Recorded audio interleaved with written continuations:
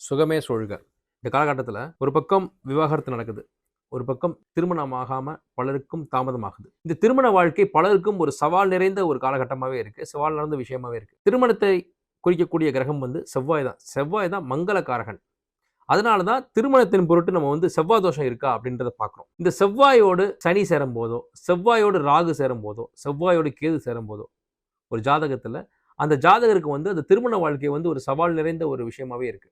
ஒண்ணு திருமணம் தாமதப்படுது. திருமணமே தள்ளி போயிடுது. திருமணமே இல்லாம போயிடுது. அப்படி இல்ல மற்றவர்களைப் போல காலத்தோட காலமா அவங்க திருமணம் செஞ்சுட்டாங்க அப்படின்னாலும், திருமணத்திற்கு பிறகு அந்த வாழ்க்கை அவர்களுக்கு ஒரு கசப்பு நிறைந்த வாழ்க்கையாவே இருக்கு. அந்த மங்களகாரகனான செவ்வாயோடு இந்த சனி, கேது, ராகு இது சேரும்போது அந்த திருமணம் ஒரு கேள்விக்குறியாயிடுது. ஒரு திருமணமே கிரகச்சேர்க்கையில ஒரு திருமணம் நடந்தா கூட அந்த ஜாதகருக்கு அந்த திருமணம் ஒரு வெற்றிகரமான ஒரு திருமண வாழ்க்கையா அமையாம இடையிலேயே அது அவர்களுக்கு சிதைந்து போகுது. அப்ப இந்த ஜாதக அமைப்புல செவ்வாயோடு ராகு, செவ்வாயோடு கேது, செவ்வாயோடு சனி சேர்ந்து இருக்கும் போதோ இல்ல பார்வை பெறும்போதோ நட்சத்திர சாரம் வரும்போதோ அதிலிருந்து அவர்கள் விடுபட்டு அந்த திருமண வாழ்க்கையும் வெற்றிகரமாக அமையறதுக்கு என்ன செய்யணும் அப்படிங்கிறதுக்கு தீர்வு அந்த ஜாதகத்தில் இருக்கும். அந்த தீர்வை அவர்கள் செய்துவிட்டு அதன் பிறகு திருமண பந்தத்தில் நுழையும் போது அவர்களுக்கு இது போன்ற பிரச்சனைகள் இல்லாம அந்த திருமண வாழ்க்கை தொடர்ந்து அவர்களுக்கு ஒரு மகிழ்ச்சியான ஒரு பயணமாக அமைகிறது.